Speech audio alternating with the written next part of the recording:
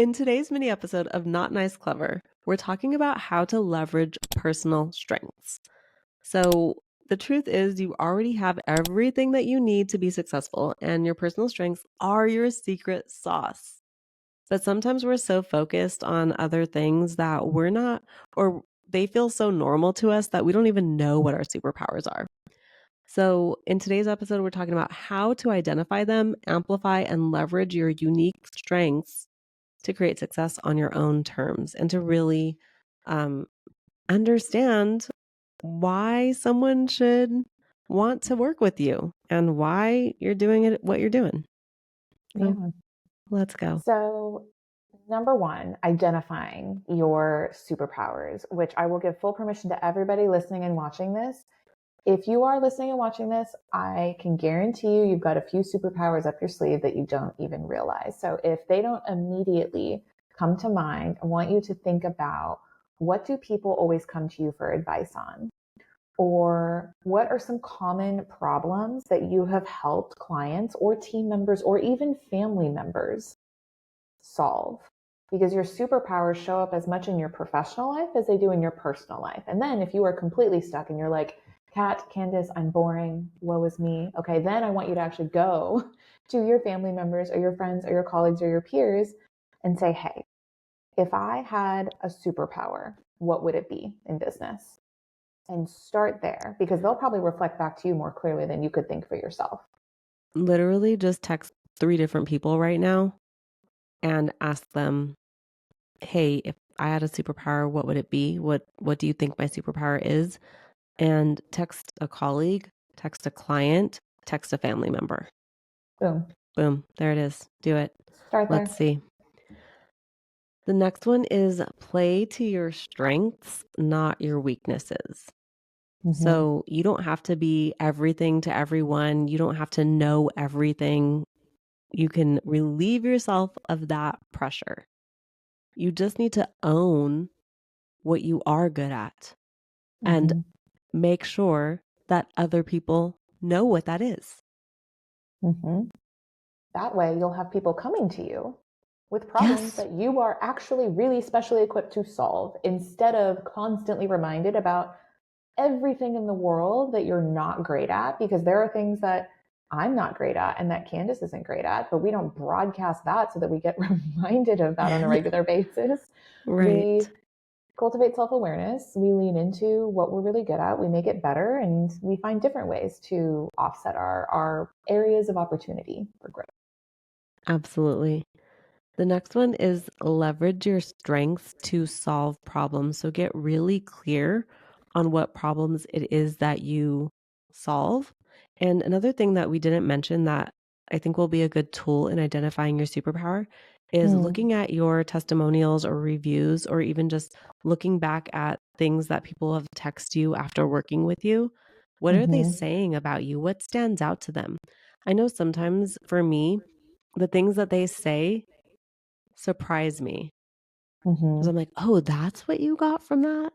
Interesting." Like, that's Yeah. maybe not what I thought they were gonna get, but that was the most important thing.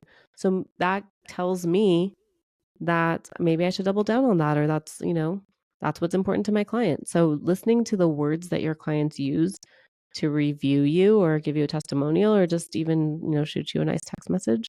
What are they saying? Mm-hmm. Yeah, and like extra credit for that would be to dump all of that into ChatGPT and ask it to analyze, what are the common themes, patterns, trends, words, phrases, and literally just rope that right into your marketing and your branding. There you go. Done. Okay, the last thing, and this is probably the most important, and this is going to require you being vulnerable, and it's just very helpful. So it is about surrounding yourself with people who have complementary strengths to you. Now, it's important, we're not saying different. We're not saying polar opposite. We're not saying, the thing you wish you could be great at, get that person in your life. Um, People who complement you, right? Yeah. Who can fit together like a puzzle piece, and you can lift one another up together. When I had a real job, at a real job and they would do reviews. Uh-huh. One of the categories that we would get reviewed in was ability to assemble teams. And they would, there's like a scale and they would say, okay, and I think 4 was the highest. Like you're a 4 at assembling teams or, not a 4, 3, 2, or 1. And that was such an important skill that it was something that they always wanted us to focus on. Like, can you pull a group together to solve a problem in an effective manner, highlighting people's strengths and, solve problems together? And because of that, I realized how important, if they're like willing to track this on every review, like Mm-hmm. that's an important skill in life and business. And it's definitely an important skill in entrepreneurship, is understanding not only the social dynamics of assembling a team, but also the unique skill sets that everyone brings and their background and how that impacts how they show up. Mm-hmm. All of that is really, really important. And if you can master the skill of assembling a team, that's gold. That's going to Mm-hmm. help you do anything. That in and of itself is a superpower. So I'd focus on that. Truly.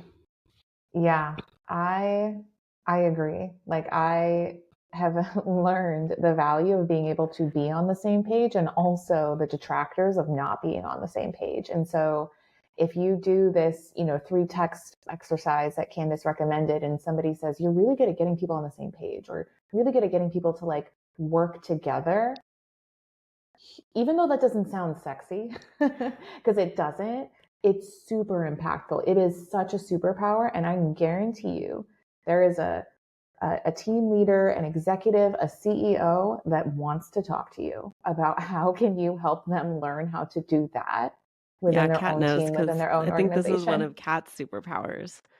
Is it? Yeah, I think so. Oh, shit. Like you're Oh, able to okay. be like a bridge between different departments and kind of Mm, be able to help them work together and communicate more effectively. I've definitely seen you do that. thank you. I Yeah, kind of see that. Okay.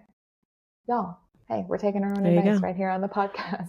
Exactly. So, to recap, leveraging your personal strengths, first start by identifying what those are. If you have no clue and think you're super boring and mundane, text a friend, a client, and a colleague and start there.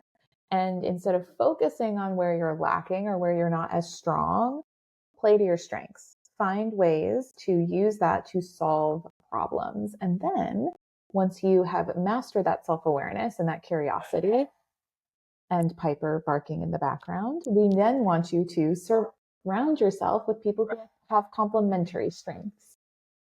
Piper is not being very complimentary to this podcast episode right now. But Candace, any parting words for the Clever Crew on this mini episode? Just thanks for being here. And if you haven't already, leave us a 5-star review, share with a friend.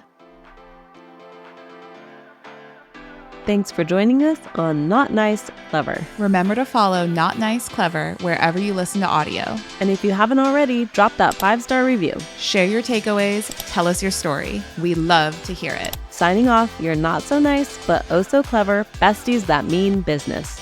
See you soon.